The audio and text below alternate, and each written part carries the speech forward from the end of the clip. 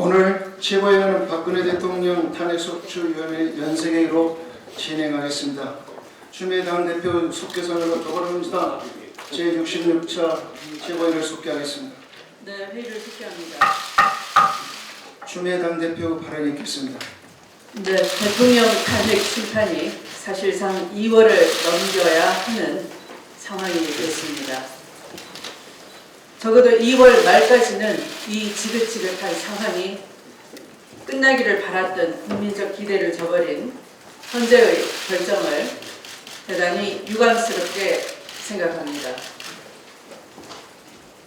대통령 측은 그동안 노골적으로 전방위적인 지연작전을 펼쳐왔습니다. 대통령은 직무정지된 상태에서 기자간담회도 하고 또 인터넷 TV 인터뷰를 통해서 여론전을 펼치며 친박 세력의 장외 집회를 선도해 왔습니다. 대리인단은 30밖의 대규모 증인 신청과 집단 사퇴 얼음장 같은 말도 안 되는 태도로 헌재의 정상적인 심리를 위협했습니다. 어제는 헌재가 필요 이상의 대거 증인을 채택함으로써 대통령 측의 지연 전술을 사실상 묵인하는 결과를 초래하고 말았습니다. 마지막까지 공정한 심판을 위한 헌재의 노력은 존중하나 커져만 가는 국민의 불안을 생각할 때 우려를 전하지 않을 수가 없습니다.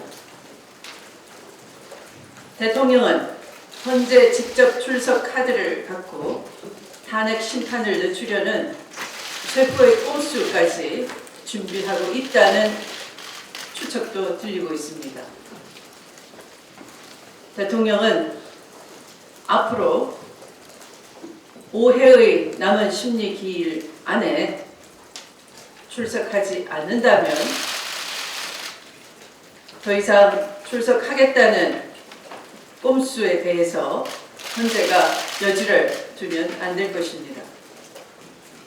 2월 22일이 마지막 기일인데 그날까지 대통령이 나오지 않는다면 대통령의 출석 필요는 없다고 봐지는 것입니다. 왜냐하면 이미 첫 번째 변론 기일에 일방적으로 불출석한 대통령입니다.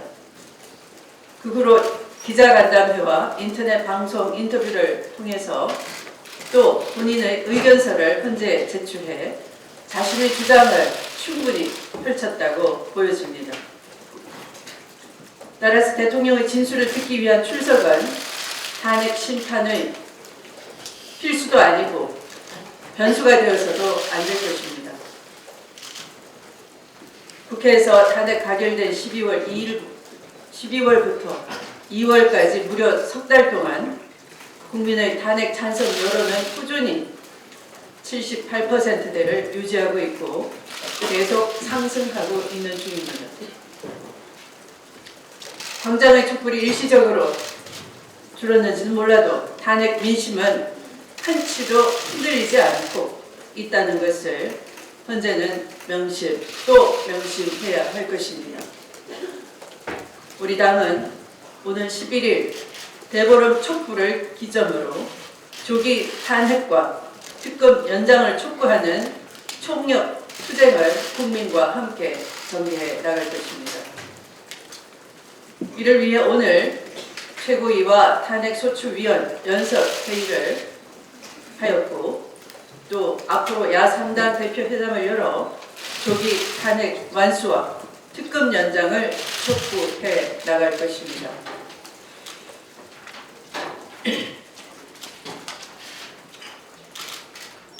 특검의 수사기간 연장은 특검의 요청이 있다면 반드시 이루어져야 하는 것입니다. 박근혜 대통령은 피의자 신분임에도 특검의 합법적인 청와대 압수수색을 거부하고 대면 조사조차 차일피일 미루고 있습니다. 특검 수사에 성실히 응하겠다는 국민과의 약속도 헌신짝처럼 버렸습니다. 황교안 대행은 맞장구라도 치듯 청와대 압수수색을 불허했습니다. 그 대통령의 그 대행이라 최소한 정치 지도자로서 지녀야 할 양심도 자질도 갖추지 못한 무책임한 행태가 아닐 수가 없습니다. 피의자에 불과한 박 대통령을 오로지 방어하기 위해 호위무사가 돼서 법과 원칙을 저버린 행위는 두고 후회하게 될 것입니다. 황대행에 대해 실망한 국민들, 이제 황대행이 특검 수사기간 연장도 거부하지 않을까 우려하고 있습니다. 황대행의 꿈이 무엇인지 모르겠지만 민심을 거스른다면 그 어떤 꿈도 일장 춘몽에 불과하다는 점을 명심하기 바랍니다. 새누리당이 박근혜 대통령의 탈당을 구걸하다 퇴짜를 맞았다고 합니다. 참 안쓰럽네요. 새누리당이 비리 종합 세트 1호 당원에게 탈당을 구걸할 때인지 묻지 않을 수가 없습니다. 아무리 당명을 바꾸고 로고를 바꾼다 하더라도 그 어떤 국민도 더 이상의 관심도 기대도 갖지 않은 이유가 무엇인지 똑바로 깨달아야 할 것입니다. 새누리당은 헌재의 심판 결과를 보고 대통령에 대한 징계를 진행하겠다고 합니다. 그렇다면 새누리당은 국정농단에 대해 부정하는 것이고 따라서 탄핵 심판이 기각되길 은근히 바란다는 것이고 또 부패공화국의 속에 부패 온실 속에 그대로 권력을 이어가길 바란다는 것인지 다시 한번 솔직히 밝혀야 할 것입니다. 새누리당은 지금이라도 박 대통령에 대한 출당 조치로 국민 세금을 받는 공당으로서 최소한의 책무는 해주시길 바랍니다. 말씀을 마칩니다. 예, 수고하셨습니다. 이어서 옥상원 대표의 발언 있겠습니다. 네.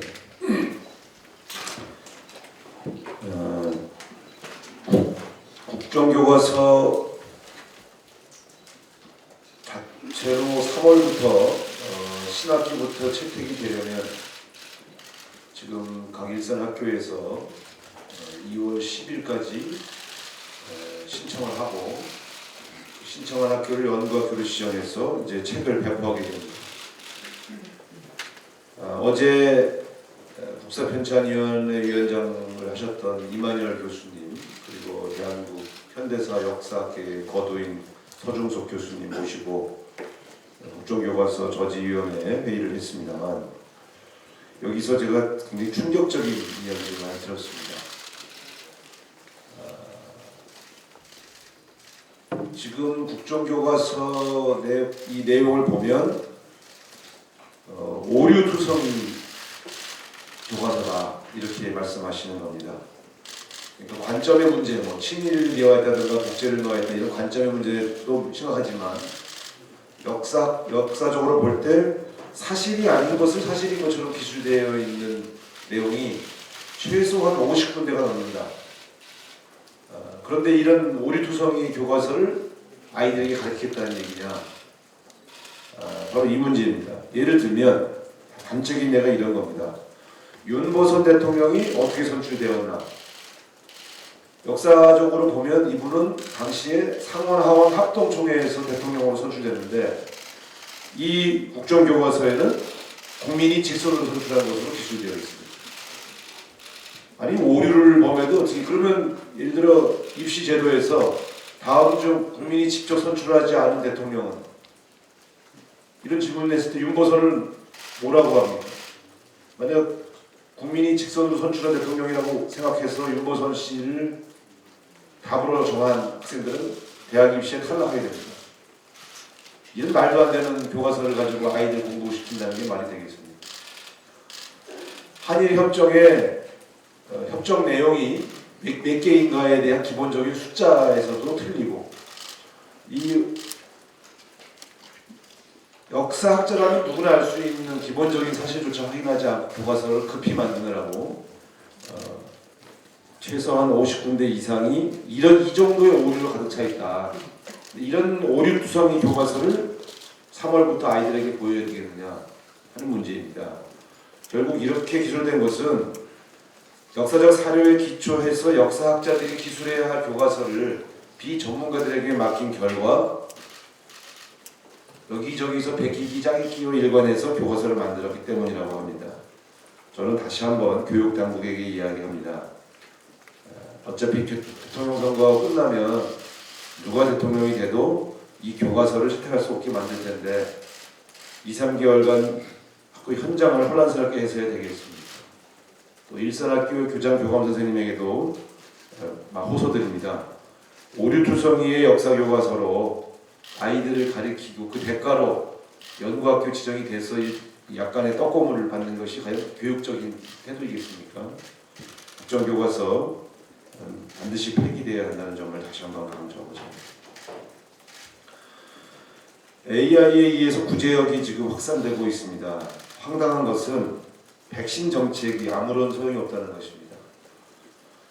정말 분노할 일입니다. 지금 구제역과 AI가 한두 번 생긴 것도 아니고 벌써 여러 번 반복해서 생기는데 그때마다 백신 정책을 발표해놓고 실제로는 이 백신을 접종한 소나 돼지가 항체가 형성되는 비율이 10% 미만이라고 합니다.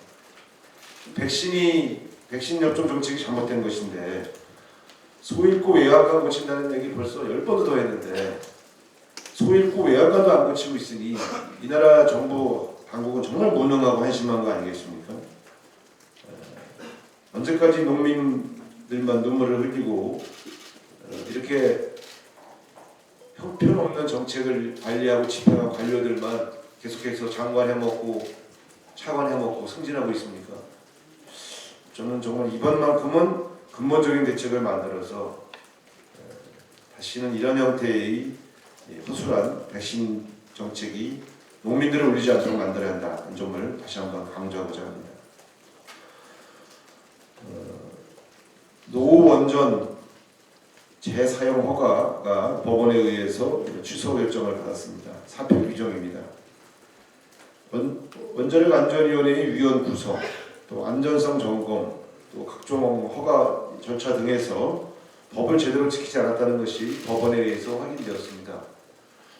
국민의 안전과 직접적으로 연결되어 있는 원전에 대해서 그 안전성을 꼼꼼히 따져보기보다는 원전 마피아들에 의해서 이런 식의 사용 허가가 나온 것에 대해서 저는 책임을 물어야 한다고 생각합니다.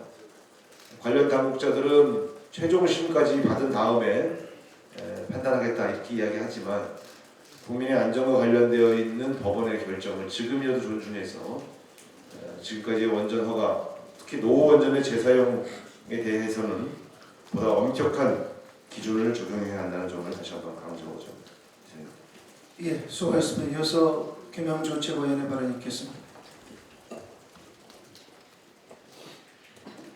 헌법재판소의 탄핵 결정이 2월 말에 이루어질 수 없게 됐습니다.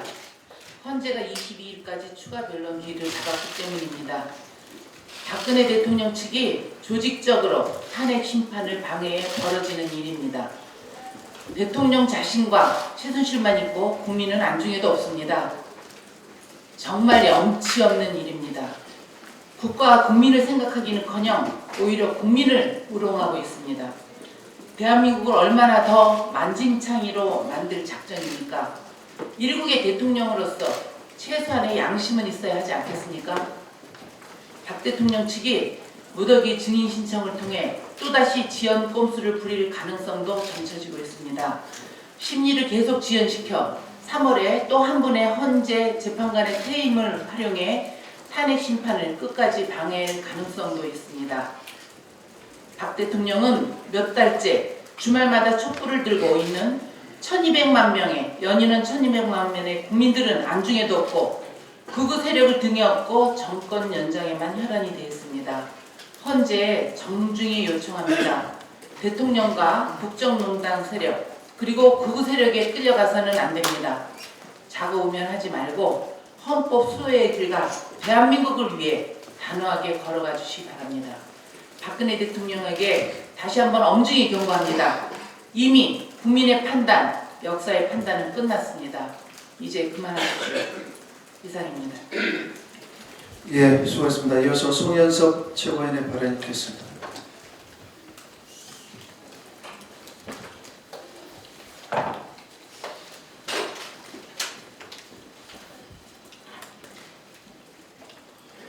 박근혜 정부는 권력남용의 극치인 관제 대모는 민주주의의 훼손이며 헌정질서의 파괴이며 국민을 우롱하는 망국적 처사임을 알아야 합니다. 따라서 경제를 망치는 통탄스러운 작태가 아닐 수 없습니다. 박근혜 정부가 보수 우익 단체들을 이용해 관제 대모를 주도하면서 정경련을 통해 자금을 지원한 사실이 만천하에 이제 밝혀졌습니다. 2013년부터 2015년까지 청와대가 직접 작성하여 정경련에 전달한 명단에는 보수 우익 단체명과 지원 금액까지 명시되어 있었습니다. 당초 명단에는 국가지방자치단체의 지원을 받고 있어서 정치 활동이나 공직선거 개입이 금지되어 있는 단체는 포함되어 있었습니다. 정경련은 자신들이 지원한 단체가 친정부 집회를 벌여 문제가 될 경우 불똥이 튈 것을 염려하여 지원 단체를 축소하였습니다. 청와대의 요청에 의해 정경련이 지원한 금액은 25여 원에 달하고 있는 것으로 알려졌으나 재계가 동원한 전체 자금 규모에 비하면 적은 것으로 미루어 정경련을 거치지 않고 재벌 기업이 직접 지원한 것도 적지 않을 것입니다. 지원단체를 축소하여 지원하는 것은 청와대와 정경련 모두 청와대의 개입으로 단체를 지원하고 관제 대모를 주도하는 것이 위헌임을 분명하게 인식하고 있었기 때문일 것입니다. 대한민국 헌법을 철저히 순수해야 할 청와대가 알고도 이 법을 제어하고 경영에 전념하여 경제 발전에 기여해야 할 기업을 압박하여 위법 행위에 동참시킨 것은 우리 국민과 역사 앞에 용서를 받을 수도 없는 망국적 행위입니다. 박근혜 정부가 대한민국의 경제와 국민을 생각한다면 정경련을 동원하여 버젓이 이런 불법 행위들을 자행할 수 있습니까? 박근혜 정부는 역사 국민의 편에 서서 헌정질서를 지키며 경제를 살리는 국민의 대통령으로 기록될 수 있도록 박 대통령 결단을 요구됩니다. 박 대통령은 헌재에서 탄핵이 결정되기 전에 국가 100년 대계를 위하여 먼저 퇴진하는 것이 명예로운 대통령으로 역사에 기록되기를 바라는 온 국민의 진정한 뜻입니다. 이상입니다. 대표로 우리 이준석 탄핵소추위원님께서 발언이 있겠습니다. 지난 1월부터 매주에 두세 번에 걸쳐서 탄핵 심판에 진행되고 있고 거기 가고 있습니다. 심판 절차가 거의 막바지 절정에 이르고 있습니다. 그런데 대통령 측의 꼼수가 도를 넘고 있습니다. 너무 속이 뻔히 보입니다. 어떠한 수단과 방법을 동원해서라도 시간을 끌어서 자신이 앞으로 취해야 할 형사 처벌을 면하려는 의도가 노골적으로 보이고 있습니다. 아니, 대통령의 주장처럼 본인이 그렇게 떳떳하시다고 하면 특검에 가서도 조사를 받으시고 우리 헌재에서도 변호인단처럼 다투는 을장을 놓을 게 아니라 핵심 증인들을 심판정에 세워서 빨리 심판을 받으면 됩니다. 아마 대통령 측의 꼼수는 3월 13일이 지나면 헌재가 7인 체계인 비정상적인 상황이 되고 그 후에 원가를 도모할 수 있는 것이라는 망상을 하는 것입니다. 이미 국민들은 촛불로서 분명하고 확실하게 우리 국민들의 민심을 보여주셨습니다. 지금의 대통령은 우리의 대통령이 아니라고요. 만에 하나 대통령의 꼼수가 통해서 민심이 끝내 왜곡된다면 앞으로 우리나라에 어떤 정부 혼란이 발생할지 아무도 상상하기가 어렵습니다. 지금 AI로 어려운데 구제까지 쳤다고 합니다. 한일 관계, 한중 관계 갈등이 계속되고 있고 미국 정권 교체에 대한 대응도 걸음마 수준입니다. 이런 국정공백 세태를 빨리 끝내기 위해서는 저는 이제는 헌재가 공정성을 운운하지 말고 하루빨리 결단을 내려야 할 때가 됐다고 생각합니다. 헌법의 최종 소기관인 대한민국의 헌법재판소의 용기 있는 결단을 강력히 촉구합니다. 21일 증인신문으로 변론 절차를 종결시키고 신속하게 최종 결론을 내려서 어려운 상황에서도 헌재만을 지켜보고 있는 많은 국민들에게 희망의 대한민국을 보여주실 것을 강력히